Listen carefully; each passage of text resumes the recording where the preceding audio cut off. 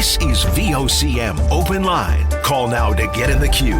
709-273-5211 or 1-888-590-8626. The views and opinions expressed on this program are not necessarily those of this station. The biggest conversation in Newfoundland and Labrador starts now. Here's your host, Brian Callahan. And Gary, you're on the air. Hi, Brian.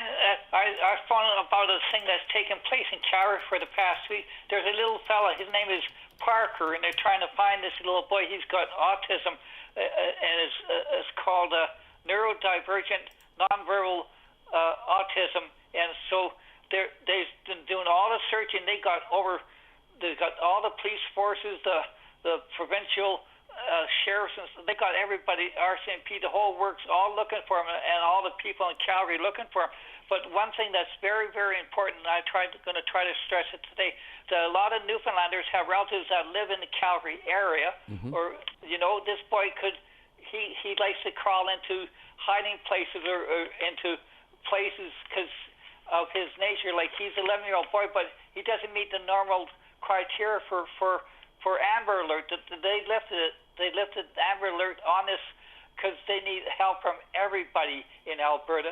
And I thought, people in Newfoundland, if you've had any relatives that visit you by, let's say, an RV this summer, contact them today. Not don't think about it, just contact them. It's just, have you heard the story about Parker in Calgary? They're trying to find this little boy that, it's been over 11 days, and oh man, it's you need, if you could do, Brian, and I talked about that, if QR, you have contacts, you could do the research on it by contacting QR 77 or Ched Radio in Edmonton as well, and read up on it and follow the story, because it's very important. The little 11-year-old boy, just, oh man, it's so sad to hear what was happening. I've been following it every single day, and I thought, man, so us Newfoundlanders, we like to help out. Well, here's a big time help. Maybe they can do that, and maybe they're going to find him today, and that would be wonderful news to hear that they find him. Yeah, Gary, I'm familiar with this. This young boy, 11 years old, as you said, neurodivergent, nonverbal. There are many people familiar with these conditions and with children with these conditions. And it is so important that obviously the supervision is the big part. But he's 11, Parker Wells, as you said, but he's been missing now since July the 16th. It's 8 days ago.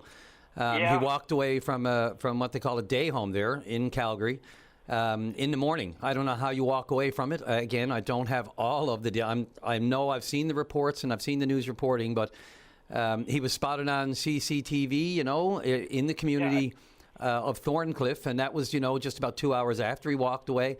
I mean, 4'11", 90 pounds. I'll put out the details. 4 inches tall. And of course, this is in Calgary, but as you said, there are a lot of our own out that way. And obviously the community, everybody is aware of this. It's been national news now, and it's been put out widely. Brown hair, brown eyes. Last seen wearing dark shorts, noise-canceling headphones, and no shirt. I don't know how he gets away that much without somebody noticing or not picking up on the fact that he should not, be alone, but maybe not where he should be. So there was an Amber, as you mentioned, there was an Alberta emergency alert issued on the 18th, 2 days later, and it was extended as a result of the vulnerability, of course. But it's not, as they say, in technicalities, you do what you can, put out whatever advisories, information, whatever you can, you're going to put out into the public realm to try to find the boy. It's not technically an abduction, so, it doesn't fall into that Amber Alert category, so to speak. But, police are asking residents, obviously, Northwest, Northeast Calgary, obviously the usual, right? Check your property, check your yard, your sheds, your garages, outbuildings. 8 days. It's hard it's really hard to fathom, and it's not positive the longer this goes on, every hour that passes, let alone every day. And they do advise, because of his condition, the neurodivergency and that sort of thing, not to really approach. Best if you have any... 911. Yeah, and just to have, if you have any sighting, potential or otherwise, just keep an eye, I guess, quietly. And as you said, 911, the Calgary Police Service. And you know what? I'll just throw out the number 403-266-1234. 403-266-1234. And, you know, that's in that, well, I mean, that's the 403 area code, so anybody can call that number and contact the Calgary Police Service if you think you have any kind of information regarding this. This really, you know, to say the least, is horrifically, just can't imagine for the family, of parents, anyone at all connected. Yeah, and there's lots of photos of the young boy, the little boy online and that sort of thing, Gary, as well. Well, you know what, Brian, thank you very much. I've done my part trying to get this into the airways in Newfoundland, because what I mentioned is if you haven't heard about, there's reliable sources to contact. You can contact QR77 in Calgary, Ched in Edmonton, and Newfoundland VOCM. They all know about it. So if you want to know about that, contact any of those radio stations. They're all reliable radio stations. Do you have any other connections to this directly, Gary? That would, you know. Well, I know people. The little boy, he's missing in the same area as a good friend of mine that lives in Thorncliffe, so it's right in that neighborhood. And the poor my good friend, she's in the 80s now, and this is devastating news to her. She says she knows about the little boy, so it's. She knows him. She knows the boy, or knows about him. Well, she knows about him because in the same area. Okay. Thorncliffe, she knows about the boy, but it's devastating because it's right in your backyard. It's in the neighborhood of Thorncliffe where my friend lives. Yeah. So I can only imagine. And, you know, it should be an all-out offensive there to try to find and search properties and do what you can. I mean, I know the big thing these days are video surveillance, you know, to track people. To track where they're going. You pick them up here, and then you pick them up on another video, maybe some surveillance, maybe a home, a Ring doorbell video. You know, I mean, these days, that is, you know, we talk a lot about the pitfalls of technology. I mean, there are some things that are just great technology that have come, and the Ring doorbell is one of them. Seems simple enough, but that one is being used for so many, to solve crimes, a lot of crimes. Yeah, because even yesterday I listened to even the police now have asked businesses that have, let's say, rentals that people have been on vacation for so long. These people, maybe they haven't been back in Calgary since then. That when they hear this news, they gotta contact the police right away and find out. Go search their homes. They're trying to lift up using the authorities of the police to actually go into the home if the police have to get into the home. Maybe they're going to go in without a warrant. Yeah, well, look, whatever they got to do in this case. I mean, you know, without a warrant is a really messy kind of situation, because there are situations where the urgency demands it, right?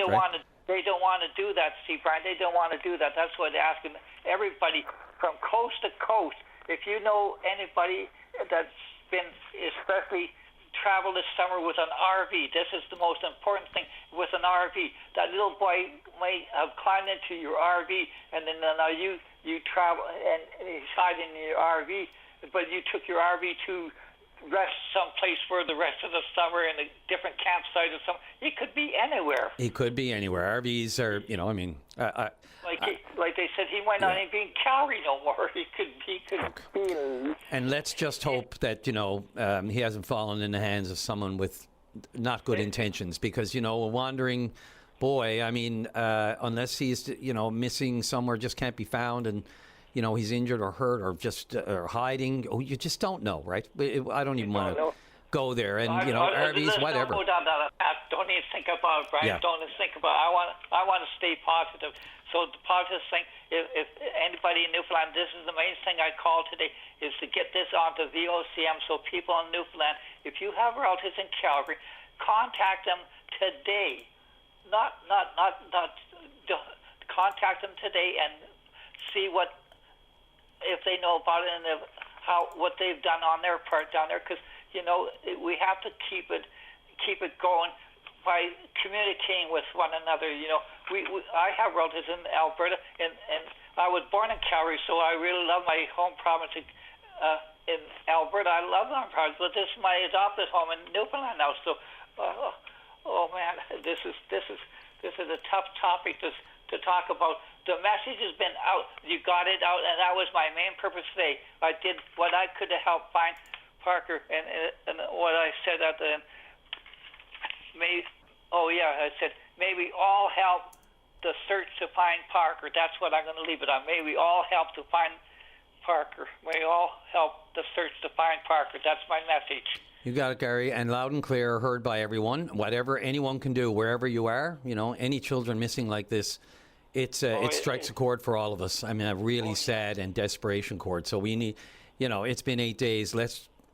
It's not looking positive, but again, all hands on deck, as you said, Gary. I appreciate this and bringing it to everyone's attention.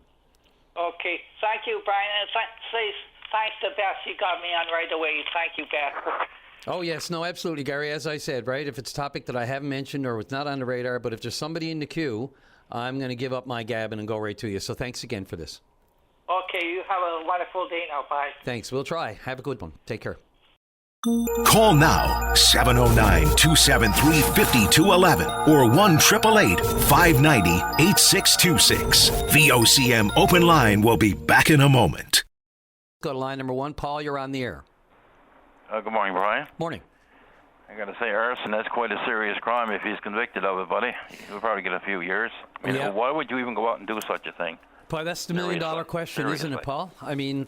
Even last year. You remember there was a young fellow last year did that? Yeah, in St. John's? Yeah, absolutely. Downtown, he set 3 or 4, allegedly, and he's still working his way through the courts. It boggles the mind.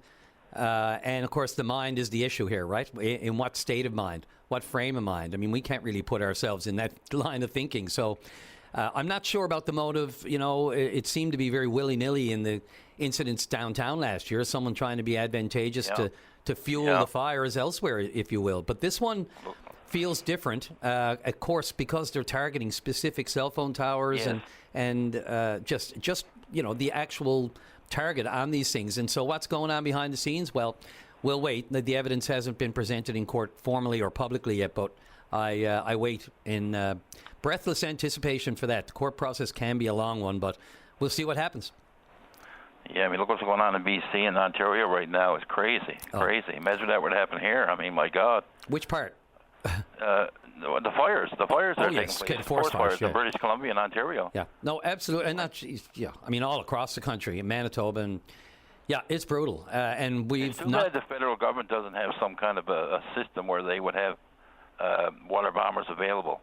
I mean, I know it's going to cost lots and lots of money, but you got an Air Force, why not have a few bombers, like maybe an extra 20 or 30 bombers stored somewhere that they're needed, use them. Yeah, because, I know it's going to cost a lot of money to do that, obviously, but... Yeah, the drill has been, to share resources from province to province, right? I mean, Ontario gets in trouble, we send our whatever we can. And I see, too, the province said they now have a chief pilot here in the province. I think the provincial government announced that this week. Chief pilot? A chief pilot. Chief. Yeah. They said cheap. Oh, okay. Yeah, no, they're not cheap.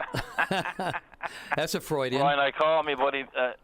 My topic today was about the green depots here in St. John's. Yep. You put your bottles in, you're waiting forever to get them counted. The one down there on Waterford Road, apparently they're only open 3 days a week now. I don't know why. Is that the one there next to the old Waterford? There's no phone number. There's an email, but they never get back to you. Now, I appreciate they're busy. You can only imagine now the hundreds and hundreds of bags that are brought down there every week. But, I mean, we're waiting now about 2 weeks. Now, that may sound to some like nothing. Maybe you got to wait a month. I don't know. It'd be nice to know, right? Because we emailed them yesterday, but just to see how long it would actually take to get the money back, you know. So I have an account with the recycling depots, with Evergreen. Sir. Yes. And you set up your account, and I never wait because I just drop them off. I either use the solar-powered, what do you call them, like containers. They're basically, shipping containers.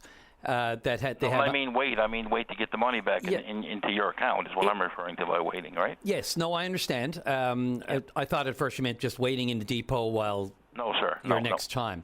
Okay, well, and again, it can be a bit of a wait. The last time, so we save, I save it, and I save all that. I bring it over, I save it up as much as I can, and the last few years we've been saving them, say, for money to put aside for trips for our daughters who were, various things, whether it was Shalloway recently or whatever's coming up, some money that they can have for spending money. That's kind of where we were putting it.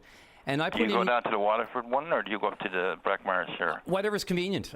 Sometimes if I'm visiting my mom in the West End, I'll swing by that one. I used to use that one. The one I use the most is on Elizabeth Avenue because it's close to my house. But also Blackmarsh Road is the headquarters where you have to pick up your check if you're waiting. So, I put in a request for the check. I don't go actually over and wait. And then I get an email saying the check is ready, and then I go over and pick it up. Well, now she has an account, my friend, but they usually put the money right into her account. Okay, direct deposit. Yeah, they have that too with email and e-transfer. I wasn't aware of real long delays with that process, so that's the first I've heard of that, Paul. How long did you say after a request? Well, now 2 weeks. That may sound, we've waited that long before, but we went down there 2 weeks ago, Brian, and there was a sign up saying as of January this year, they're closed like 3 or 4 days a week. And I thought maybe they're closed because they just need the time to count all the bottles. Maybe that's why they're closed. Maybe they're closed 4 days a week. You'll never get your money back at that rate. Yeah, it could be the inundated with well, it's good. I mean, they'll say that's a good thing. You can't get a hold of nobody. Nobody will tell you anything, sir. Yeah, it's hard. You have to leave messages and email. I'll say it's hard. It's different. You do have to leave a message or email them. That's the best way to get a hold of somebody. Yes, my friend. Yeah, and I hope somebody else would call into your show and maybe they could give me some advice. Say, boy, look, you got to wait a month with that crowd. Then I know, right? Because they don't get back to you.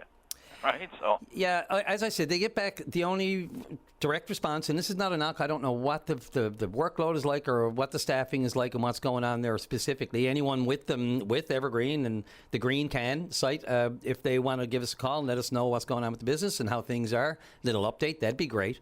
And information for you and people who are waiting for the refunds, Yeah, you don't answer the emails back yet, at least not with us. So I don't know why, but. Now, one time, Brian, a couple of years ago, we brought them out to Blackmarsh Road. We got it done the same day. Now, obviously, you said that's their main headquarters out there, right? Well, that's where you're told to go to pick up checks, and that's where there is an office, although every time I go there, the office is closed, sorry. So it hasn't been open in that any time I've gone there. Instead, they direct you to go into the actual depot where the bottles and everything are counted, and someone will eventually come over to the kiosk there, and you show your ID, and if you've been contacted and said the check is ready, then they'll give you the check. And the only reason we did that is it was set up in my daughter's name and all her information. So she didn't have a bank account at the time, which is why we couldn't do the e-transfer. So we got the check, and then she deposited that into her bank account. But you're right, the email thing, I haven't done the direct deposit part. There's no phone number to contact them, Mr. Brian? Yes. Nothing on your computer? Yes, no, I've got that right here. Let me just check. I used to have it off. Phone number? Yep. And a phone number. Just write that phone number down. And they'll give you, there's a whole list of prompts, of course. Dial 1 for this and 2 for that. But the number is 709-758. Oh, I'm on me, buddy. I'm right here with the pen. No worries. 709, go ahead. 758. 758, yeah. 5350. And that is for the Blackmarsh yes. office, is it? That would be the main Blackmarsh office, yep. 753-5350. Well, I appreciate that because we didn't even know they even had a phone number. Yep, 758-5350. And again, there's prompts there, and you'll get a whole list of the menu. Will give you all the office people that are there, their names and everything. And, I was listening through it, and I really wasn't sure which one to leave it with. So I called twice, and I left 2 voicemails with either one. And I'm pretty sure they got them, but it is noted here on the site, too, and this is the first time I've noticed this, that the office is closed to the public. So I guess that's permanent. And the other thing is... the number's no good? No, the number's, more important than ever if the office is closed to the public. Because, again, the other thing is, as I said, I don't know if they... You don't want to deal with the public, once you drop it off, leave it there, and we'll get it done when we get it done. It's probably easier if they don't have people coming in all the time looking for stuff. I mean, I don't know the rationale or behind it, but it worked for me only in the sense of, look, I saw the email, so when I left the 2 voicemails, then I left an email. And do you have the email, by the way? We have an email. Do you have another... The one that they got back to me on really well, I got to say. The communication was good with email because you have time to do that. Who's got time to get on the phone these days, really? Because you don't know how long you could be on the phone. And an email, if it's just to the point, the business moves more efficiently. So it's really simple email. mail@greencan.ca. So it's Mail at Green Can? Yeah, all one word. Just very simple. Mail, MAIL @GREENCAN.ca. Yeah. .ca. And I got I got good response there. Okay, so I guess we'll try the number first, you think, or just go with the email right away? I would try the number first. You never know your luck, and they may be listening. They may say, "Oh, okay, we'll answer it." I'm not a lucky guy. I'll give you one other number too, Paul. That's there. Sure. Same 758 number, and 5881. 758-5881. Yep. Well, I will certainly do that right away, my buddy. I appreciate your help very much. Yeah, no worries. Hopefully somebody else could call in too, and just to clarify, from Green Depot, whatever. I call them Green Depot. What's the proper name on them? It's Evergreen Recycling. Evergreen. Yeah. Evergreen, yeah. And their website I appreciate is. that, Brian. No problem at all. And by all means, Paul, let me know where you get with it. Oh, I certainly will. Great. Okay. Have a good day, buddy. You too, man. Have a good weekend. Take care. VOCM Open Line. Weekday mornings at 9 a.m. with Brian Callahan. Join the conversation. VOCM. Sue Rose on line number 2. You're on the air. Well, hello. Happy Pride. Happy Pride to you. I'm doing well, thank you. I love that new, as you know, we've got a bent on the good news here as much as we can, given everything that's happening, Sue. But tell me all about yours. Yes. Well, actually, we're having a Pride celebration this Sunday, and this is our 5th Pride. I guess we started raising the flag in 2019, and we had our first Pride parade in 2021, and thanks to government support, which was awesome, we had a Come Home Queer Year in 2022. We brought, hundreds and hundreds. There's a couple thousand people. Actually, we doubled or tripled the population here because people came from all over Canada, which was just spectacular. And then we did a Pride Parade in 2023. And again, government support helped us. So with Queering the Arts, we brought in a whole bunch more. And, of course, we had the fire last year. And we didn't do any Pride. Right. It was a difficult year and difficult summer. And we're back to celebrating again this year. So looking forward to seeing, this is a community that I must say it's very warm and welcoming. I've been out here now off and on for about 30 years and moved out here about 6 years ago permanently when I retired. And it's just an awesome community. And we're all just recuperating and recovering from the traumatic summer, but we're ready to celebrate this weekend big time, right? So tell me, where exactly are you, Susan? Like, where do you live? Yeah.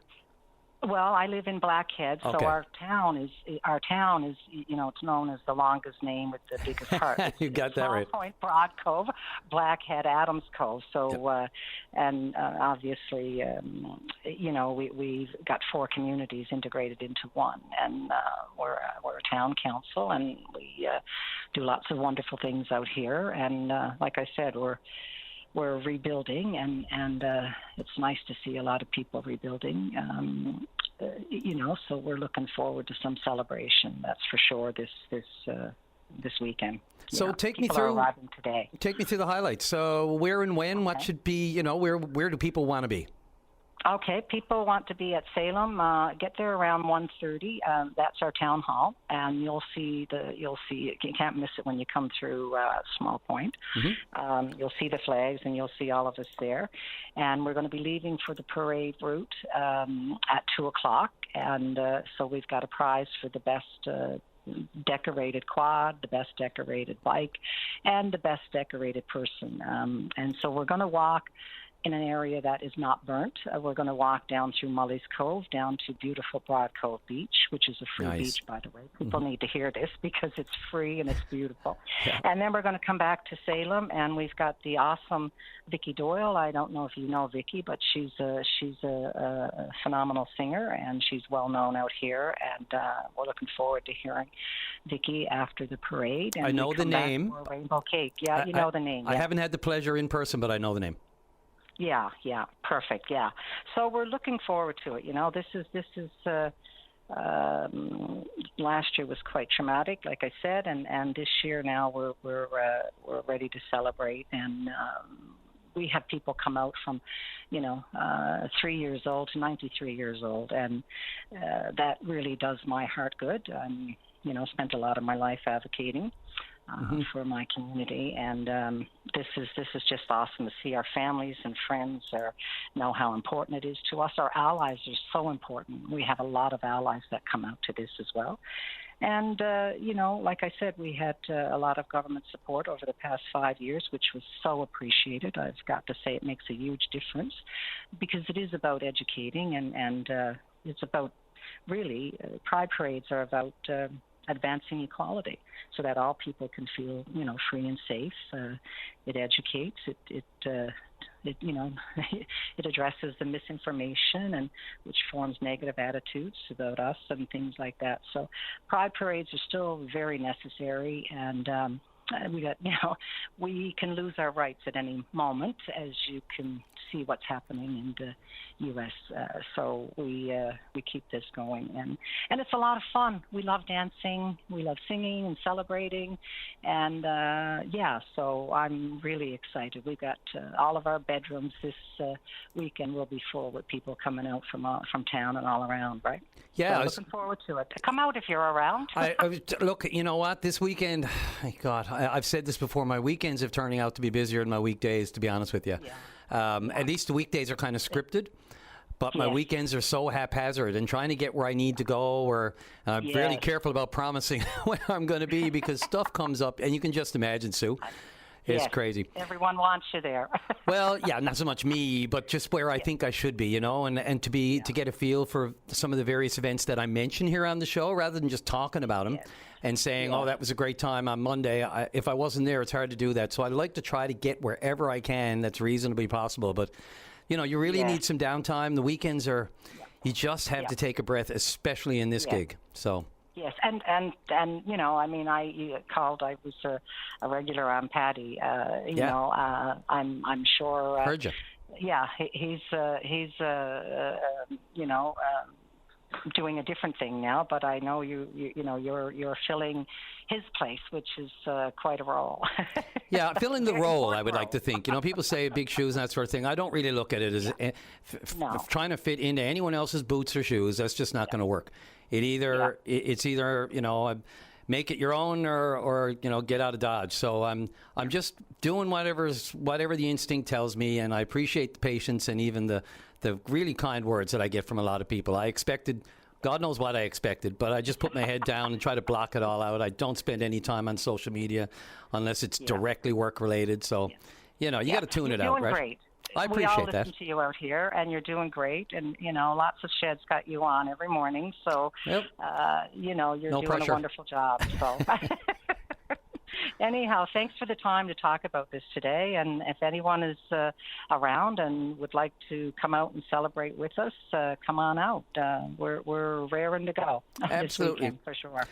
Well, Sue, good luck with it all. Break legs. And as I said, if I, for some reason, can't make it out there because it's a bit of a longer drive given everything that's going on, it's not the longest drive. It's a beautiful drive, I will say that.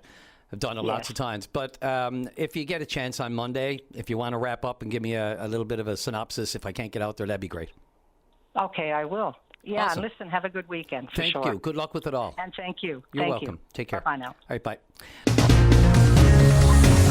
VOCM Open Line, weekday mornings at 9 a.m. with Brian Callahan. Join the conversation. VOCM. And so let's go to line number one. And Liberal MHA, Lisa Dempster, you're on the air. Good morning. Thank you for taking my call. You're welcome.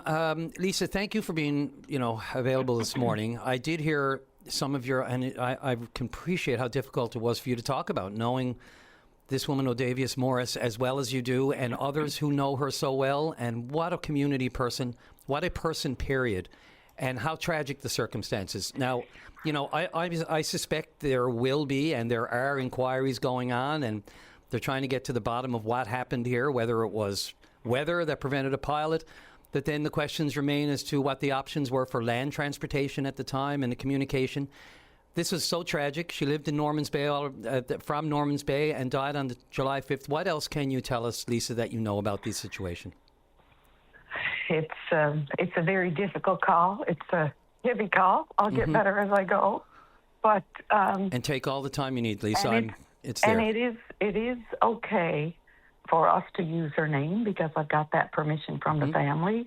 And Ovatus deserves to have her name mentioned. And I guess for me, the emotion comes with, while I represent a district across a very large landmass, we're small in number, and I know everyone, some people better than others, but I have known Ovatus going back much further than the 13 plus years I've been a member for the area. Prior to that, for 23 years, I served the area as a career and employment counselor. So Norman Bay was a regular stop where I went, and she really was an incredible woman. Her heart and her home was always open to anyone who went to her door. I was down to just this spring to a wedding. And in recent years, she shared her time really between Norman Bay and my hometown of Charlottetown. And her family lives just one house behind me here in Charlottetown. Yeah. And what really amplifies this tragedy is she gave so much, but when the time came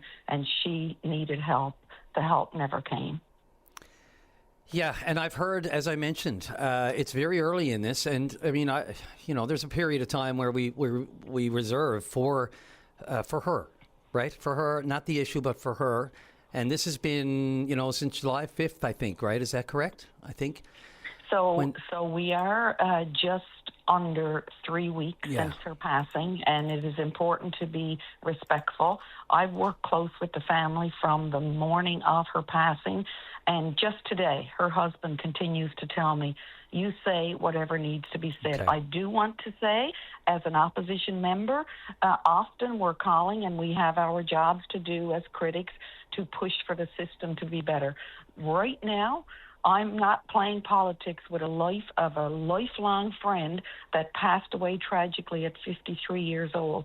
I feel the need to say it's not about politics. It's about ensuring the system works for patients regardless of where they live in our province. And rural and remote, we rely heavily on the medevac system. And we're not the only place with health challenges, because I'll tell you, I'm getting the calls from everywhere. But that night when Ovatus was on an ambulance and moved from the clinic after 2 days of waiting and was at the airport 9 p.m., when that plane didn't land, there were other options. We have a road connection now on the southeast coast of Labrador. We're very close to a number of other airports within a half an hour or an hour. She could have been in St. Louis or Port of Simpson or Mary's Harbour. If the weather was down in the other airports, why wasn't there a ground transport? And it's difficult to speak about, but I'm doing what the family asked me to do, and Ovatus didn't pass away until about 7-8 hours after that flight left at 9. There was time. She should still be here. She should have had another 25 or 30 years with her family and, with her grandchildren. She left, her youngest only graduated high school last year. And so this is why I'm working with the family we need to try to add some meaning to something so senseless to ensure that this doesn't happen to another family. I was disappointed when I saw the minister's comments from Happy Valley Goose Bay to say it was weather and we don't interfere. A pilot makes the call. I understand a pilot makes the call. Go ahead. I was just going to ask, I heard the minister as well. I'm not sure she definitively said weather was the issue. I think she pointed out that, we can't get involved in the decisions by pilots, for example, like that. She has no business doing that. And fair enough. She's the minister. She's not in the plane and she doesn't have the information that a pilot might have. This is in no way I just mentioned when you said, she said the pilot, whatever. All I understand is that she said she can't get involved in the specific incident other than to say that it's the pilot's decision ultimately to land when it comes to weather for safety and other reasons, and it's NLHS's decision when it comes to ground support. So I'm sorry for interrupting. No problem at all. Listen, I grew up in a really large family in Charlottetown. that included 7 boys, 6 of who became pilots, spent their whole careers flying to Bush. I know it intimately. They were captains on the water before that. I know that decision has to come down to them. But when we have a death, a tragedy, it is on the government of the day to look at, let's examine the happenings. What were the contributing factors?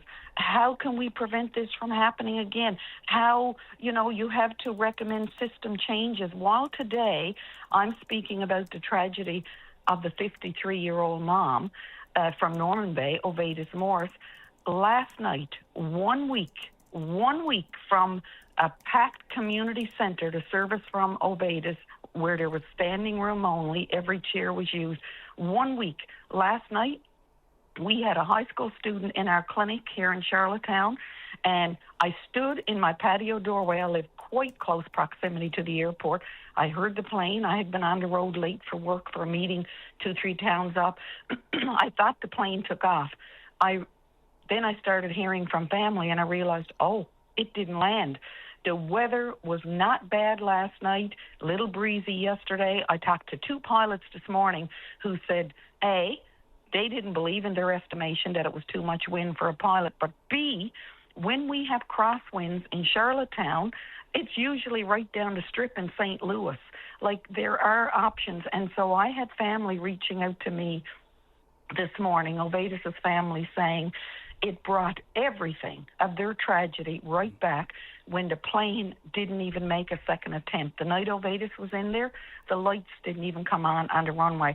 I'm speaking out because while we have a lot of health challenges, I've never seen anything like it is now. And yes, the pilot makes the decision on the plane.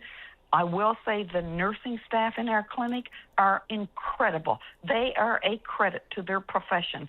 But when these things are happening, we've got to, it's incumbent upon the ones in charge to say, I need to know the facts here. And the facts is a whole, the flight is just one cog in the wheel of this whole scenario. Absolutely. And look, it's not like Minister Evans hasn't already taken responsibility for these things. See, she has said long before this, 2 months ago, she appreciates it's not good enough. She has said it herself. She said, sue me, sue the government, do what you got to do if you feel hard done by the system, if you feel that you have been either in any way, especially, if you're O. Davis Morris's family, if you're them, if you're others like them, if you're anyone else that's been shortchanged, lost a loved one due to this, a system whereby either it was a lack of resource or a wrong decision, we don't know. It's way too early. I'm very hesitant, loath to compare one flight to another. There's no way. I'm not in the cockpit. I don't know the weather. I've never flown a plane. There's no way I'm even going to go there. Even if I had relatives in the industry or pilots or brothers, I still wouldn't do it, only in the sense of, you just can't compare. It's apples and oranges. It's a different day. It's a different plane. It's a different health concern. The demands on the service that day. So I just think comparing 2 incidents might not be the best route. And as tragic as it is, it may be important for us to try. Let's hope they get the answers. The one thing that Minister Evans did say, the family deserves answers to their questions, and quick. So wherever they come from, let's hope she lives up to that. I just want to say my reason for calling in today was not to lay blame at anyone's feet, but to ask for a full review. Accountability is not about assigning blame before the facts are known, as you just outlined, but we have to know that ensuring every reasonable step is taken to understand what happened and to prevent it from happening again. I believe, the family believes, there has to be a patient safety review done. A young woman passed away. The plane was only one piece. Why were there not other options looked at? If there are limitations with where ambulances can go by road, that has to be looked at. I think the patient safety review is one of the most significant internal reviews the health system can conduct. And I think that has to happen here if we're going to give people confidence. People need to be able to have confidence in the system. And I'm not pointing a finger. I'm saying this happened, and there was a system failure, and we need to make improvements. We have to make improvements. And You know, we've got a new contract, Medivy, 37 indicators, and the purpose of the Medivy contract, that full integrated road and air ambulance system, was to ensure reliable, timely, safe emergency medical transport. If they're not meeting all of these performance indicators, then that is where, whether it's the Minister of Health, whether it's the Premier of the day, outline whether the standards are being met in this case. And if they're not, what action was taken?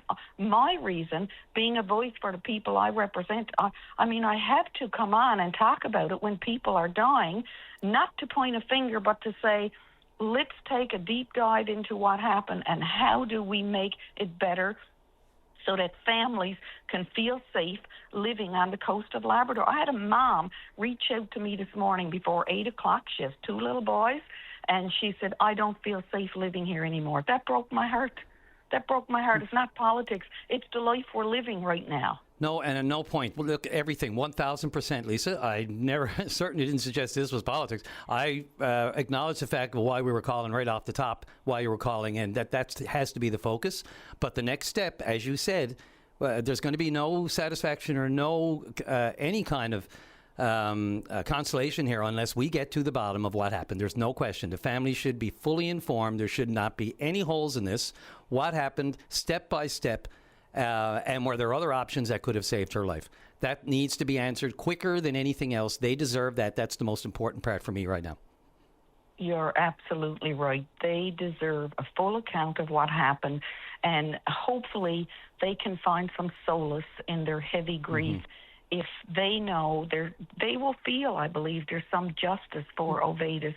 If somebody can say, these are the improvements that was made, these are the learnings from that tragic mistake that happened in the early morning hours of July 5th. Thank you for your time very much, You're Brian. absolutely, no problem at all, Lisa. Thank you for the call. Have a good day. You too. Bye-bye. Take care. The best of Open Line returns shortly. Let's go to line number 3, and Colin, you're on the air. Good morning. Happy Friday. Thank you. Right back at you. Just before I get into my topic about the Parti Québécois and their demand for compensation for the settling of the Labrador-Quebec border, I just want to touch on the alleged arsonist facing a raft of criminal charges for setting fires to telecommunications equipment in the city. The criminal charges are obviously very, very serious, but even if he ends up being acquitted of all those charges, there's the civil justice end of things that could potentially be quite devastating for him too. I'm pretty sure that these big telecommunications companies, Bell and Rogers and the others, and any other parties, if they have a claim, they will be filing a statement of claim against him. And I'm pretty sure it's going to be in the millions of dollars for alleged damages done to their equipment and things like that, you know? Yeah, the infrastructure side of things, as you said, then it goes civil, you know, and sometimes those things, as you know, can proceed even before there's a conviction in provincial. That's right. And, you know, one aspect about this that we're all pretty sure of is all you had to do is look at the O.J. Simpson trial where he was acquitted of murder, but he was sued civilly, successfully, for wrongful death. That's right. By the two families. So just because you're acquitted in the criminal matter doesn't bar any litigation civilly against you. You could still be held liable in civil court. There's a much different justice system and different rules of evidence and procedure and a lower burden of proof, you know, and the balance of probability. So he's in a whole heap of trouble. Absolutely, and hopefully it moves expeditiously through the courts. Yeah. But we'll talk about the Parti Québécois. If we must. And they're the man now, our separatist friends in Quebec, who want everything but give nothing. You know, that's their motto. We want it all, but we give nothing back. Well, when you think about, you know, their platform, what the PQ is about, it is nationalistic. It is the nationalistic, you know, it is all about them. And, you know, most political parties are like that. Even more so, it takes it to another level when it's the Parti Québécois, the long history. And, of course, the referendum upcoming. But sorry, Colin, you go right ahead. No apologies needed. It's they must be taking a page from the Donald Trump playbook, how to screw people over, you know? I lost in court. Litigation was held on this matter 100 years ago now, almost, and were arguments made to the Privy Council in London, and Quebec lost. Mm-hmm. And that was the end of the matter. Oh, no, it's not the end, because now, even though we were the losing party, we still want to be compensated for losing. Yeah. You know, I just got to shake my head. This is something that Trump would do. This sounds like a Donald Trump scheme. You know, thousands of people get convicted at the January 6th riots.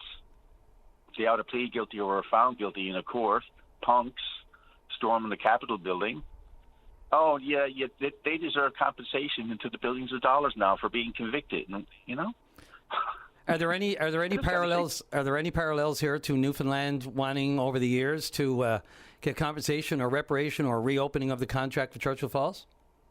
I have no idea, but you know, we signed an agreement. Sure. The premier of the day, the government of the day, signed an agreement on our behalf in the late 1960s. Mm-hmm. Yeah, it was a terrible deal. From contract law, it was a horrible deal. Yep. But we were legally bound by that. We made multiple attempts through the courts and up to the Supreme Court of Canada, and we lost all of them.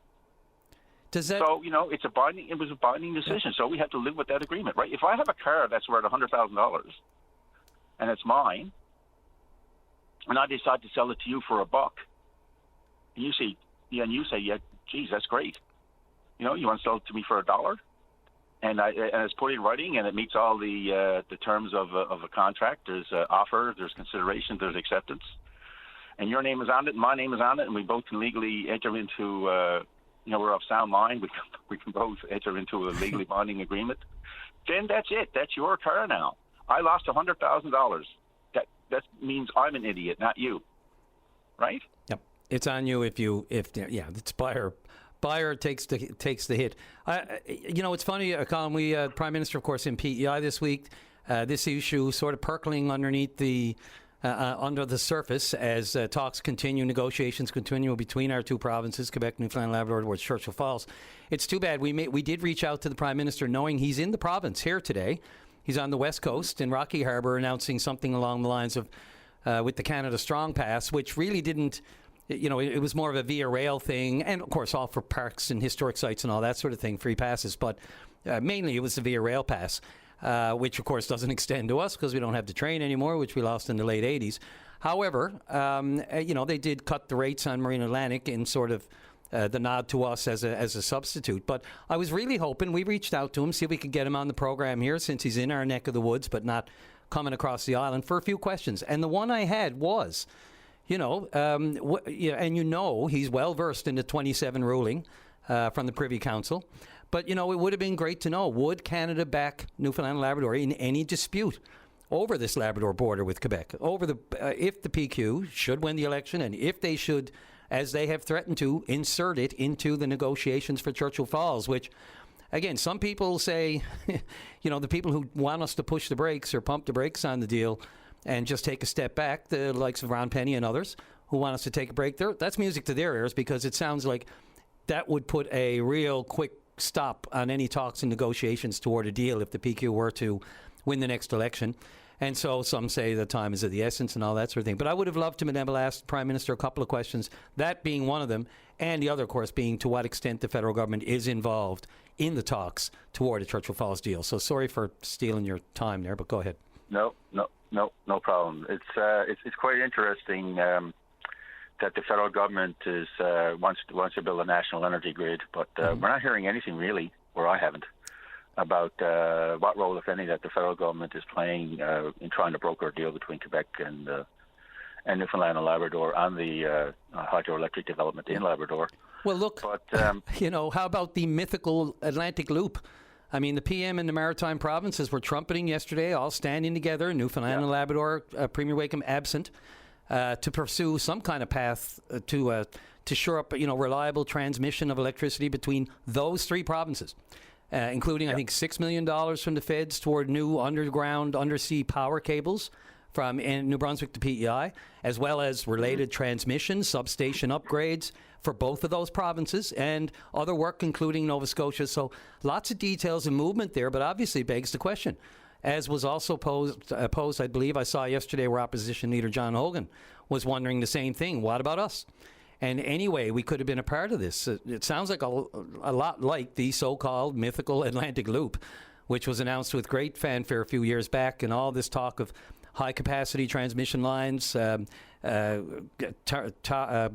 transmission going through Hydro-Quebec facilities with New Brunswick and Nova Scotia, and allegedly, supposedly, was supposed to complement the existing lines to Churchill Falls and the lines and undersea maritime link, which, in theory would close the loop.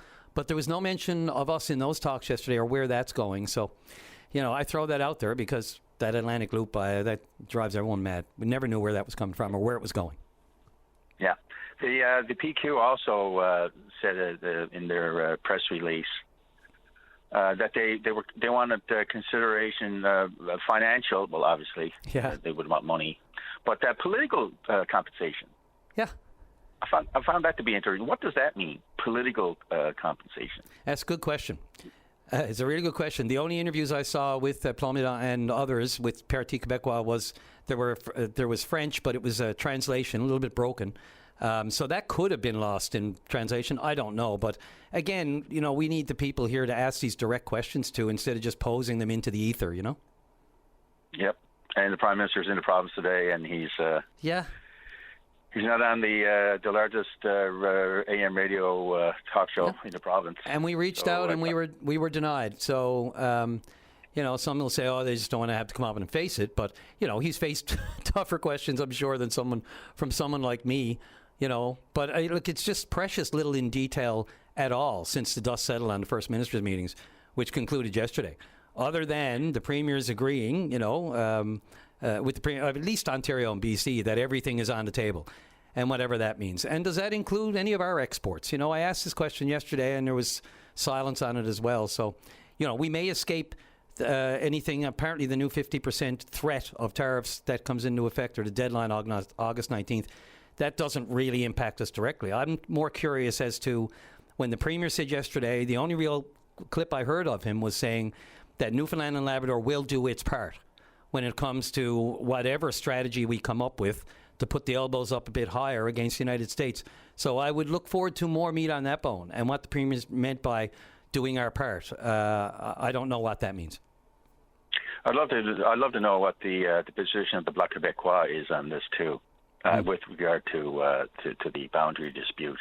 Mr. Blanchet, maybe we could get a question into him somehow and see what the Bloc's position is on the Labrador-Quebec border too. I wouldn't be surprised if it's the same as the PQ's. Yeah. But just to get him on the record where his party stands, so we could raise this issue in the House of Commons and make it a national issue too, right? I think a lot of people would be surprised. It's such a territorial and area discussion, as opposed to, I think people would be surprised that one of the provinces of this country still fails to officially recognize the border of another province. Imagine if that was happening out west. It's just amazing. Yep. We have the borders; they're settled, recognized internally within the country and internationally. Yep. This Quebec Labrador thing. This has been going on since I was, I can remember since I was a kid. That Quebec has never officially recognized the border, notwithstanding the 1927 decision. And I've actually read the 1927 decision a long time ago. But it's the claim that was made by Newfoundland and accepted by the Privy Council was a large part of it was the historical claims that there were hunting and fishing taking place there that was connected to Newfoundland and the fur trade and fishery and hunting and things like that. Yep. And it had a direct nexus to Newfoundland. So this is why Newfoundland won the case and Quebec lost, right? Yep. Colin, time got away from me. I'm well over the break. I was just reminded, so wrap on the knuckles for me. All my fault. Listen, thanks for the call. Always appreciate it. Insight. Cheers, Brian. Yeah, have a great weekend. This is VOCM Open Line on the VOCM Big Land FM radio network. Let's go to line number 2. And Merv Wiseman, you're on the air. Well, good morning, Brian, and thank you for accommodating me again. I've been a little reluctant to call in. I was on earlier the week, and, the VOCM and you have given me a great privilege to come on and to talk about things, and I don't want to wear out that welcome by any stretch. No, but your experience, Merv, of course, in the realm of rescue, search and rescue, safety, being an advocate for SAME, for the fishery, and all things water, fishing, safety, you name it. Of course, go back to your days, of course, with the sub rescue station here in St. John's Harbour, and being, a big part of it being returned to St. John's Harbour, might I add. Yes. But this is tough, man. We're still in a very deep moment, and respect for the losses here off Baver Peninsula. I mean, we can't say enough that we still have to give the families and the friends and everyone space here. And we don't want to jump to conclusions, but it bears reminding that this is unforgivable stuff, right? The ocean, and this job is not for the faint of heart, and fishing is unlike anything else. You framed it very well. My sentiments exactly. Yes, the sensitivity of this topic, and certainly the timing and so on, is a factor. But, Brian, we have to talk about it. Mm-hmm. Look, unfortunately, we have to talk about it. And I think the people that's affected by this would really want us to talk about it, because there are issues here. There are safety issues here beyond the control of the fish harvesters in general, and we know that. There's a common thread that's been going through a lot of the things I've been connected with in my capacity as an advocate, in my capacity in the past as a search and rescue coordinator responsible for the fishing vessel safety file. And we've seen it. I've mentioned Shea Heights, you know what I'm talking about there. St. Lawrence, Fleur-de-Lis, right next door in 2023, lost 3 people. And the list, it just goes on and on and on. And even as we speak today, I have not heard to this point, and I think there's a role for the media here, to keep the feet to the fire of the people and the bureaucrats in Ottawa. Specifically, I'm thinking about the Transport Safety Board, Transport Safety Marine. Mm-hmm. They're an independent body, and I've made phone calls, Brian. I'm not getting anywhere. I'm not getting any answers. My question is, are you going to investigate this with a high level of scrutiny that is within your discretion? And you know this, Brian, they are not required by their legislation. They are not required to automatically do an investigation into a boating accident like this. They're not required. So they look at criteria and they say, is there a lesson to be learned? Do we feel that there's been other issues that's come into play that would warrant us to getting involved? But they've made it clear they're not required to really go there, and unless they think there's something happen here that they can control in terms of putting out the right recommendations to Transport Canada, who has the mandate to implement safety in the form of regulations and the carriage of safety equipment and all these kinds of things. That's a big concern right now. I have not heard, even though they may be right on top and be willing to do that. But so you know where I'm going with that, Brian. That's an important issue. I do. The mandate of the TSB is to investigate accidents and incidents where it's likely to advance safety, transportation safety, or reduce risks to people, to property, or the environment.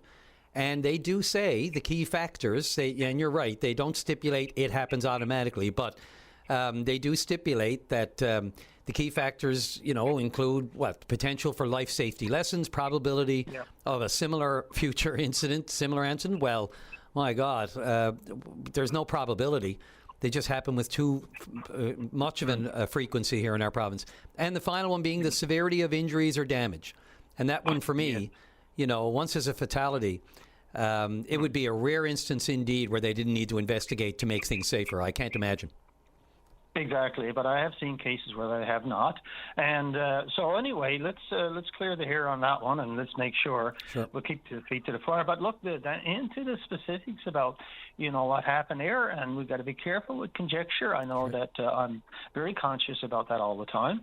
But, there's things here that's evident, and in the community now, the discussion, I've been in so close contact with so many people there, fish harvesters themselves and others, to say there was undue pressure, from the fish plants in this particular case. There's always the management issue, whether it's DFO or whether it's, I don't want to point the fingers at anyone specifically, but in this case, there was a 3-day window. They were given instructions, they and other harvesters, that you got 3 days, for your catch.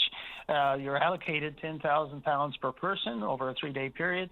If you don't catch it, then there's a week or so, and you can't advance that kind of a quota, and that's a revenue base, and we know what revenue means to fish harvesters. It's their living.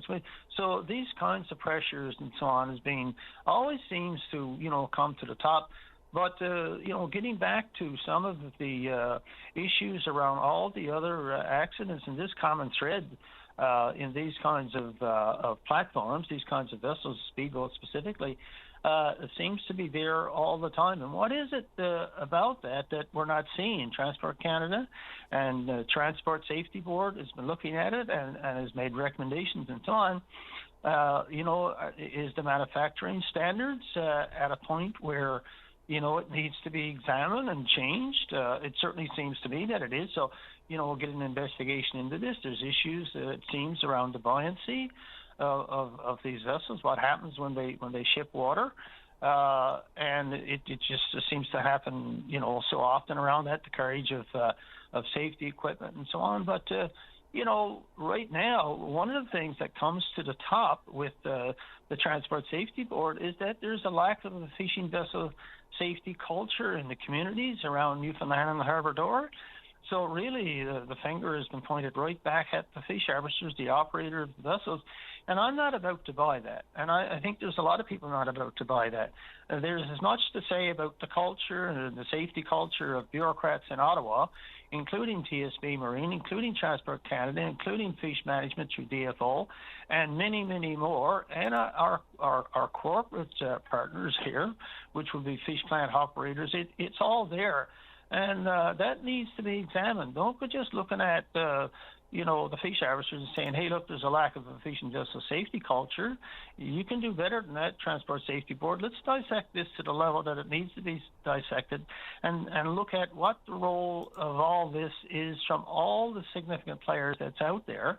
And I think that's the part that's been missing, because I can't point to any other thing that we can look at this stage, because we've gone down this path so many times, and and people are saying, what do we accept in the fishing industry, especially with these kinds of platforms? Can we expect that when you go out around the point that you may or may not return, or that you got a 50% chance of returning? That cannot be where our mindset is against all of this backdrop. We have to say, if you go out, you are coming back. And until we do all the things that's necessary to do, then we can't say we've done the job properly. And I think there's a lot hinging on how we proceed now under the Transport Safety Board and other kinds of investigations to try to get this right. Yeah, look, we've been through this and down this road so many times, Murph. Doesn't make it any easier, but we have to understand that the bottom line is the person, the entity that has the final say here is Mother Nature. We are talking the Atlantic Ocean. It's a job. There's no job like it. The occupational hazards. I mean, we talk about, trying to eliminate occupational hazards on the job, whether or not you work in a warehouse or wherever it is, construction site.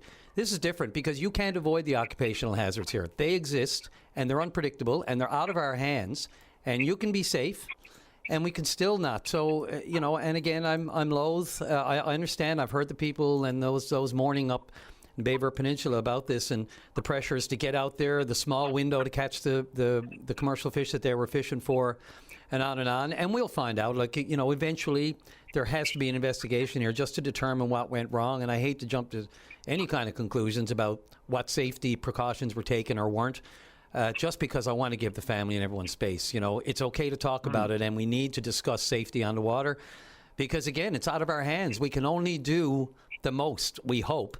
But if we drop the ball or only do it half-assed, then you're asking for trouble because the Mother Nature is unforgiving and at the best of times.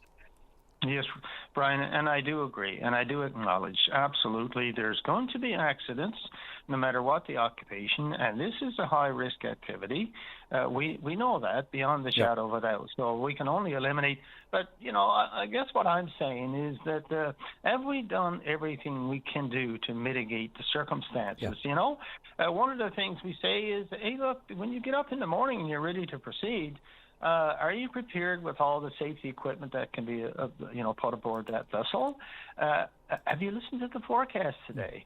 And when you get up in the morning and you hear a forecast that says, I can't go out there, I shouldn't be out there. But listen, if I don't go, then I lose $10,000 today towards my income and the livelihood of my family and all the things that comes with that.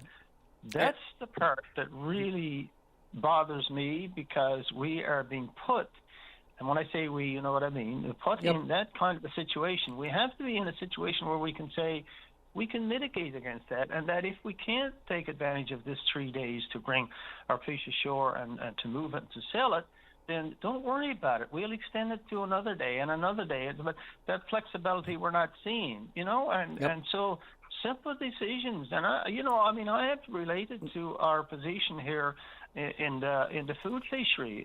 We've pushed hard, and I believe it was a safety issue that put us over the top with regard to the 7 days. Look how easy that decision was to say, hey, take 7 days.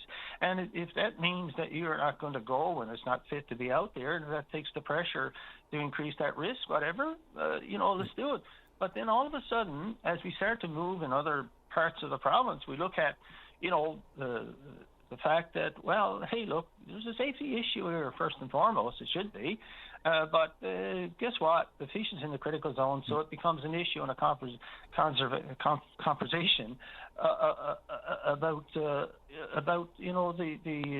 preservation of the fish and not the preservation of lives and so on. So that's the kind of thing I'm talking about, Brian. I hope I haven't gone over the top in trying to illustrate that. No, not at all. Look, it's a hand in glove thing, Merv. You mentioned you get up in the morning, you make the decision to go or not.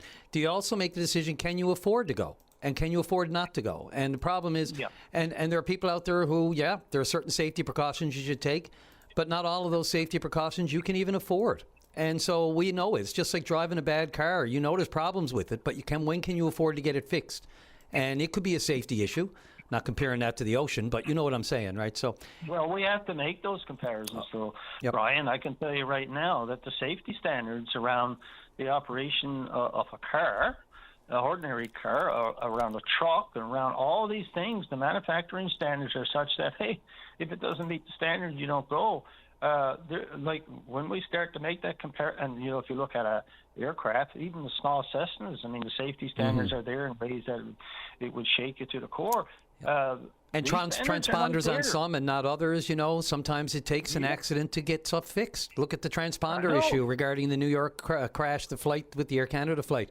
And only finding out after the fact that they weren't communicating with each other, the trucks and the vehicles on the tarmac. So, there's... Exactly. And these standards, I can tell you right now, there's an absence of standards when it comes to the operation of those small fishing vessels. There is an absence of standards. I'm sorry, I have to say it. There's an absence there. It's like build the boat, send it out from the factory, make a sale, boom, you're out and boat. It's not as... That has to be looked at. And, there's been a pushback on the idea that Transport Canada, to their credit, have worked hard to try to implement stability testing to make sure that vessel meets the stability standards. Absolutely. And there's been a big pushback, even by the union. We've probably pushed back hardest and say, hey, this is too costly. I understand the cost. It is very costly. And when you look at operations like TriNav, for example, who's some of the best in the world, here in Newfoundland, St. John's and so on, I mean, stability testing, it's a breeze for it, but it costs a lot of money. But even stability testing to say, hey, look, you can't go out in that boat. The stability testing issue came up in St. Lawrence with the loss of some crab fishermen up there just 3 or 4 years ago. And when they did the stability testing on similar vessels across Canada, the question was, what is that boat doing out in Placentia Bay fishing crab? It's not fit to go outside the harbour. After the fact. After the fact. So Mark, I do have to get off. Sorry, go ahead. Yeah, Okay, I got to. Sorry about that. I'm gone way over. Sorry about that. And I hate to interrupt, but yeah, I'm well over the break. And we have the health minister in the queue there, and I know her time is very valuable. So, look, I appreciate the call. This is we have to keep the conversation going. Again, hopefully we learn from every single one of these. You know, there's too many, and by now, given the number of times we've gone through this, you think that it should be getting better. Let's hope it is. Let's hope the investigation into this one helps us inform us even more. Thanks again, Murph. Appreciate it. Thank you, Brian. Take care. Bye-bye. All right, bye. The best of Open Line returns shortly. Leila Evans, welcome to the program.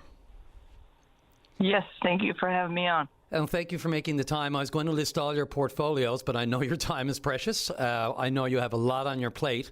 First of all, if you don't mind me asking, Ms. Evans, how are you doing? I know that you were very public and out front about your breast cancer diagnosis, and I just want to get off the top right away how you're doing personally.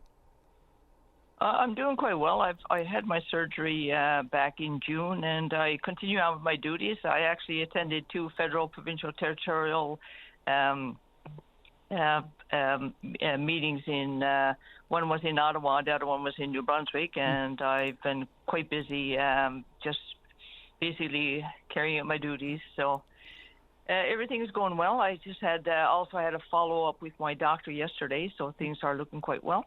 That's great to hear. Sorry, I just, where you mentioned it before, that should be the first, concern for everyone. But I know specifically you wanted to talk about the upgrades and the changes at the emergency department here at the Health Sciences. I've seen the pictures. I wasn't there personally.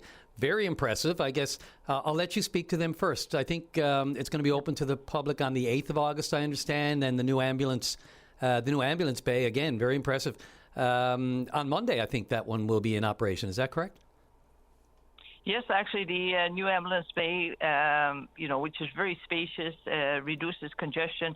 It really is going to really improve patient flows by helping with the offloading of patients that's coming in for triage here at the Health Science. And the patient spaces are going to be opened up on August the 8th. And it's quite modern. It's really, we're expecting a lot of improvements. One of the things, too, is very important is that the design for these renovations was to improve safety for the patients and safety for staff, and just making it more efficient and patient-friendly. But for us, I think we're going to actually really improve patient flows. And when you look at what the renovations entails, the high acuity trauma area, I was able to tour that. I think that was yesterday or the day before. And the space and resources, especially for high acute. You look at the facilities, you know that somebody comes in there, they're going to be treated very quickly, efficiently, and just have all the doctors will all have the facilities there that will actually help them have more success and better outcomes. The assessment area includes 26 beds, and that's going to make a huge difference for patients being provided, first off, great health care, but they're also going to be provided health care with a lot of privacy and respect of the patient in mind. Really, really good. The ambulance bay you talked about is heated. It's going to be really good for patients for offloading, but also for the paramedics and the staff. And the larger treatment rooms, going to be huge improvements. One of the things that we hear about is privacy for patients when they come into emergency. The design and the layout of the care facilities is with that in mind. So with privacy and safety. So I think it's going to be a great place for patients who show up there, who need support. A lot of times, their health is really not what it needs to be. And it's very traumatic for patients a lot of times to be there, and also for their loved ones. But I think what we're going to have now is we're going to have the supports there that we see, the modern equipment, the improved accessibility, and it's really going to be an improvement for staff as well. It's very important for us to talk about, and I think too people will appreciate it right now over at the Health Science. We know it's been quite congested We've, a lot of times in terms of bed space and privacy, and the staff is making the best of it. But this is really going to be an improvement, not only for patient care, but for staff and, their overall work environment, and it's really going to help. In addition to the space, I just want to mention, too, is that one of the things that we committed to as a new government is making sure we properly allocate funds for budgeting. And so in addition to the renovations, we included in Budget 2026 $800,000 to make sure that we have the funds to properly staff and run this expanded emergency department. Mm-hmm. And that's going to make a big difference, because a lot of times we witnessed where things were just partially budgeted, and what ended up happening is Newfoundland Labrador Health Services had to find the money from elsewhere or to try to deliver the service that was under budgeted. So. Yeah, and I mean, that's the number. I didn't want to interrupt, but obviously staffing is the big question. People have messaged me and said, the bricks and mortar, the facilities are great, but if the proper staff aren't there to respond and make things run smoother and more efficiently, then that's the kicker for many, because it's the wait times and the availability of beds. And I don't need to tell you the images or the reports of people on stretchers and gurneys in hallways for hours and hours, days in some cases, is really frustrating for many people. How soon do you see this having an impact on overall times there, and especially when we know how many people who should be in alternative care, who are really long-term patients or have long-term needs, not as opposed to patients with acute issues and emergency issues? I mean, we know too many beds are being taken up for the wrong reasons. How quick and how soon should people expect to see a better flow that way? Well, in actual fact, we're investing in two things. We're investing in new acute care beds, so 64 for St. John's. We're also, and that's in the hospital for patients who come in that need to be treated and supported until they're well enough to leave. We're also investing in St. John's and all across the province, and up in Labrador, we're investing in long-term care beds. And we're also investing in these transition beds where a patient's not well enough to return home or doesn't have the supports at home, and they need to be cared for in, like, say, for example, a long-term care or personal care home, or they may need additional things like physio or treatment before they're actually well enough and physically able to return home. So we're investing in those beds as well, transition beds. So we expect to see now, as this unfolds, we'll see our elders, our alternate level of care patients being supported. And we also will be able to see the acute care beds where somebody comes into the hospital and needs a bed.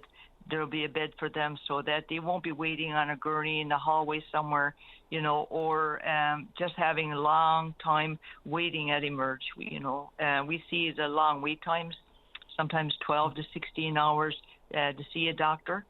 So if we can improve the efficiencies of how people are admitted and also getting them to a place where they're well enough to be discharged or to a, alternate level of care facility, then we're going to actually see patient flows much, much better.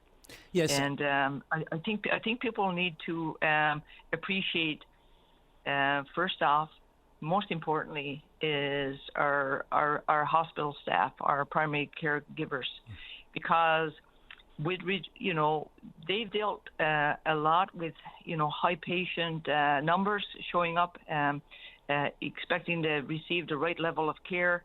And we've had staff step up, and work around situations just to make sure that patients were being addressed. And lots of times, too, is they didn't work in a very friendly environment where patients were stressed. Patient supporters, loved ones there were very frustrated, and they suffered the brunt of it. And also sometimes, when situations escalate, sometimes our staff didn't feel safe. So these new renovations is going to actually address all that. It's going to improve patient safety and also safety for staff.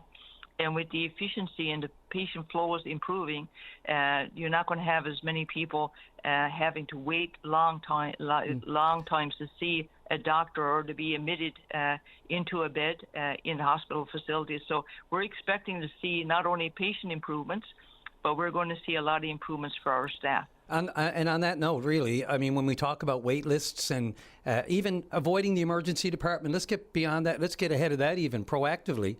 Doctors, the calls that we have, and I don't need to tell you, the need for family doctors, those without a family doctor or even a licensed practical nurse, access to it. I mean, obviously, we can kill the wait times at the emergency department if we can proactively be going to family doctors to pre-diagnose things or to have a better workup on your system or on your whatever your needs may be to avoid a trip to the emergency department, or at least for some. I mean, for some it's unavoidable. How are we doing on the doctor front? I know a lot of the premiers spoke to this at the meetings this week, talking about numbers are good in other provinces, but are we still around the 30% without a family doctor number? Well, in actual fact, it is difficult to improve those numbers without actually successfully recruiting doctors. Right. And one of the things that, like for me as Minister of Health, we have to recognize that doctors have to have quality of life as well. Nurse practitioners are nurses, are basically anyone who works in the healthcare. We have to make sure that they have quality of life, that they feel safe, they feel supported, and that's a huge initiative that we have going on. We work in health and community services, working with Newfoundland Labrador Health Services. And also, too, is one thing we identified is we have to do recruitment differently. There's been a lot of problems with recruitment in terms of, you hear the stories, people call into open line. I hear the stories where people, write to me and people who know me bring stories of, doctors and nurse practitioners trying to apply for jobs and not receiving any any acknowledgement sometimes that they've actually they sent in the email or they called about and looking at opportunities to come and work in our province. And hats off to you. We need to do things different. Hats off to you for we got to call it. Yeah, we had an email earlier, a caller earlier this week said they emailed you directly, and they said someone in your office got right back to them, went on to the right people, and they got somewhere with something. So, sometimes we say, look, you're not going to get a response from the minister. Well, not directly maybe from the minister because you're a little busy, but that's what your staff are for, and they were happy with that. So it does work. Yep, and you shouldn't have to do that. You shouldn't have to write to the Minister of Health to be able to find a job, as a doctor. Shouldn't have to, but nurse practitioner. Yeah, shouldn't have to, but I don't need to tell you that the circumstances drive people to it. Yeah, but no, and like I said, we have to do recruitment differently. We're looking at that now, is how do we effectively recruit healthcare professionals to our province, and also, too, are there gaps that people who are interested in coming to our province are falling into. So, But I got to tell you, I must say, these improvements to the Health Science Centre, this itself will actually improve the quality of life for the staff. They'll feel safer, with modern facilities. They'll feel like they're making a difference. They won't be struggling so much now to make sure that patients are getting the care that they need, that deserve. And that in itself is a retention tool and a recruitment tool. Sure. Same thing with the investments in equipment like the MRIs, one out in central Newfoundland and one up in Labrador in the first budget we had. And I say that, this modern equipment is going to actually be a recruitment tool and certainly a retention tool, and it's going to improve health outcomes for everybody. So, but most importantly, one of the biggest problems we face is we have an aging population. 25% of our population in the province is over the age of 65. We are the first province to hit that. We also recognize, that we are not the healthiest people in Canada, and so therefore we also got to change the culture. As our people age, we need to recognize unhealthy behaviors. Agreed. We have to recognize what can we do for ourselves as stated, as an individual to make sure that we age healthy, and we don't have so much illness and things that actually sort of decrease our mobility and our overall wellness, right? Absolutely. I went down that road earlier this week. Some of this is on how we treat ourselves. So, Minister Evans, I know how pressed you are for time, and I'm out of it.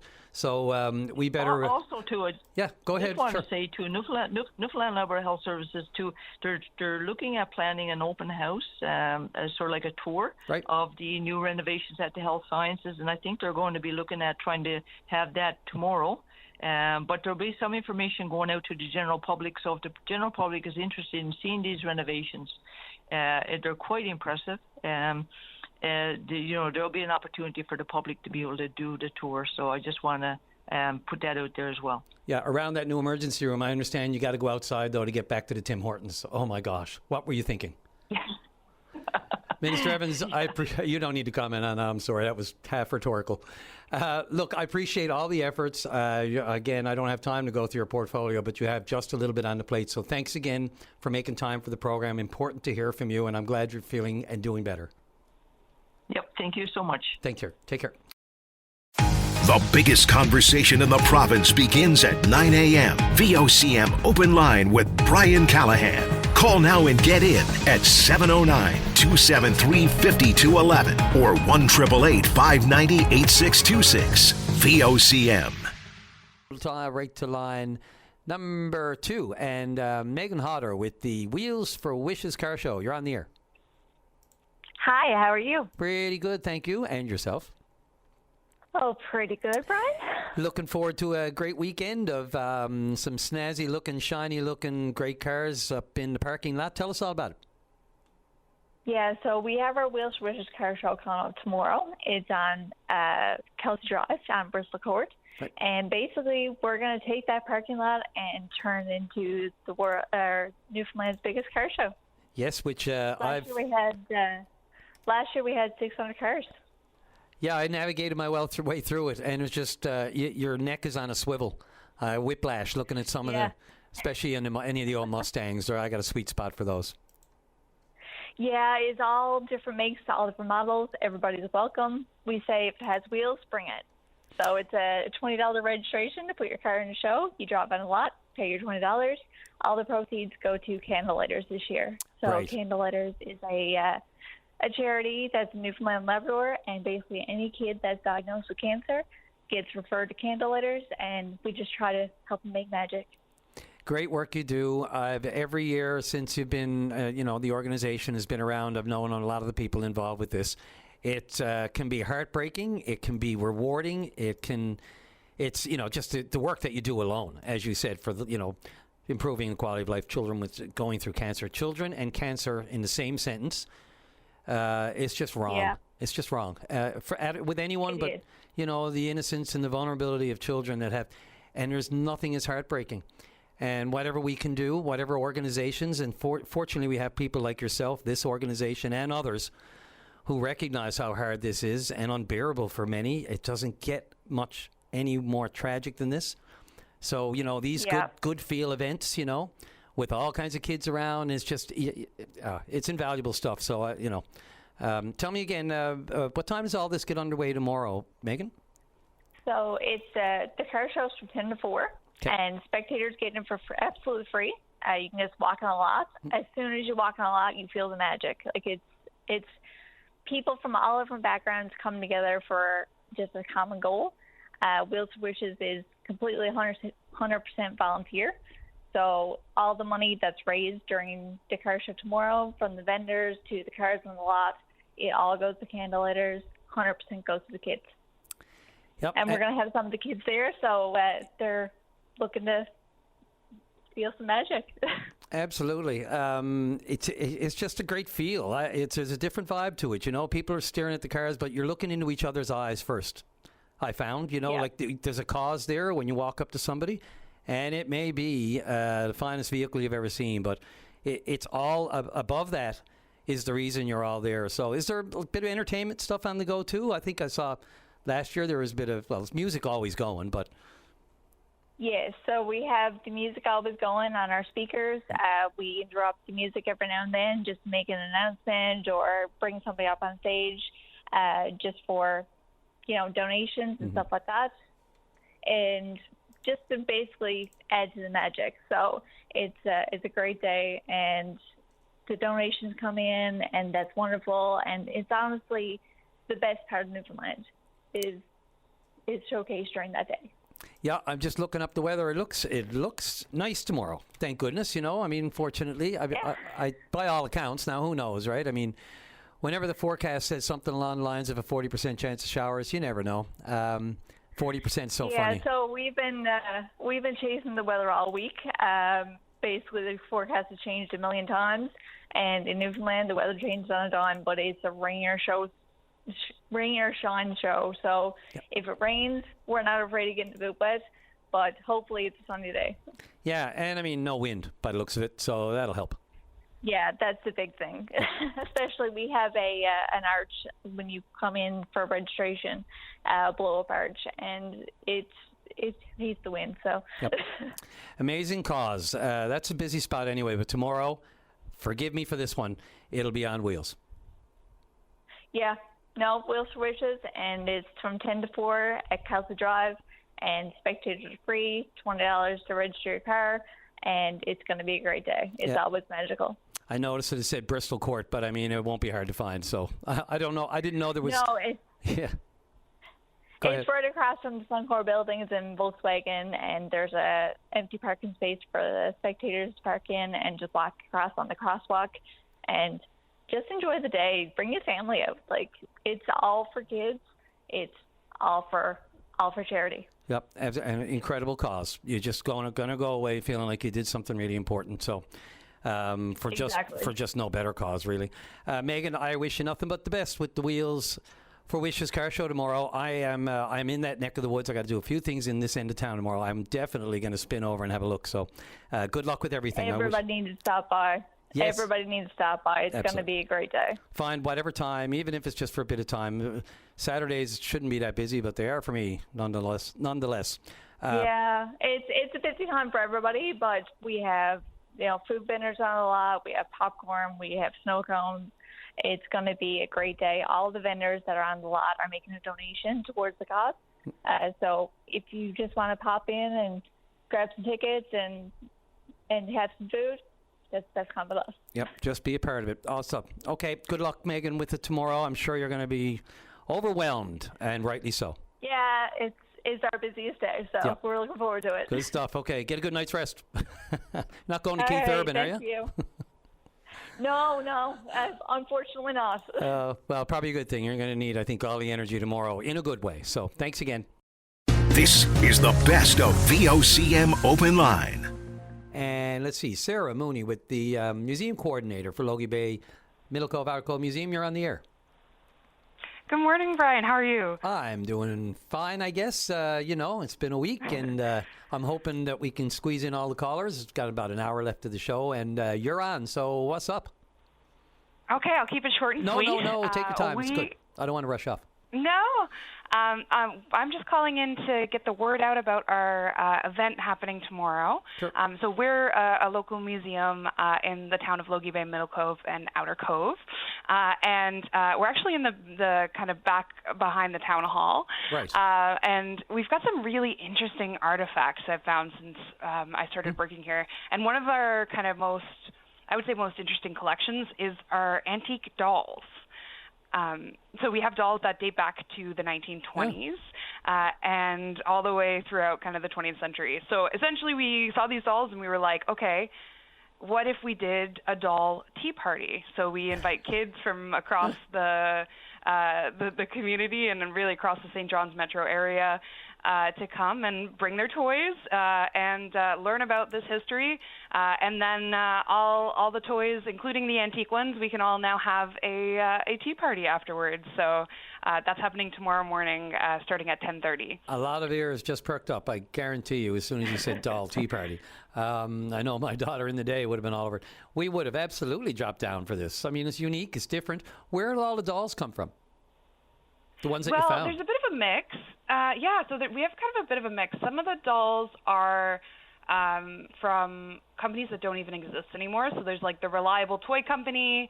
One of the most popular companies that we have is it's specifically called the I'm looking at it right now. It's called D&C Company, which was a really popular manufacturer for dolls. And a lot of these companies were then actually bought by big names for kind of toy production that we know now, like Barbie, who is owned by Mattel. They actually purchased D&C in the 1960s.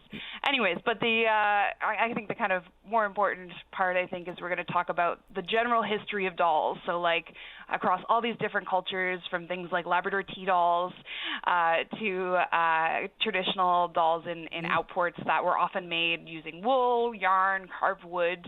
And then afterwards, it's going to be a fun time. We've also got paper dolls that we've cut out so people can make their own paper dolls. We've got coloring sheets. We've got little paper teacups. And, of course, we're going to have, don't worry, non-caffeinated tea for the kiddos. Okay. Caffeinated tea for any adults. Oh, God, I hope so. If I show up there and there's no caffeine, I'm gone. I'm out of there. Don't worry, we got lots of Tetley. Perfect. That's my thing. Orange Pico. And you know what? I'll bet you the dolls are excited too. I'm sorry. My daughter and I went to Toy Story 5 the other night. And, you'd think that, the first two, sequels don't often work out, but they do for Toy Story. I'll tell you, all 5 shows, all 5 movies really have not fallen away from the original greats, right? They've managed to really incorporate. This one is all about, bent towards technology and everything, and it hits all the right marks. But I only say that because I can guarantee the dolls are excited too. You can just imagine. I can, absolutely. Just thinking about Toy Story. How long has it been since they've been really played with? I mean, we're not going to, obviously for historical preservation reasons, we're not going to play with them to the same rigor that kids play with dolls today. But, they get to come out and, I think it'll be a really fun time. And we are trying to get the word out about our museum because people, I've talked to people since starting, and they're like, I've lived down the road. I had no idea you guys were even here. So we're a really unique place. We've got lots of cool history about the community.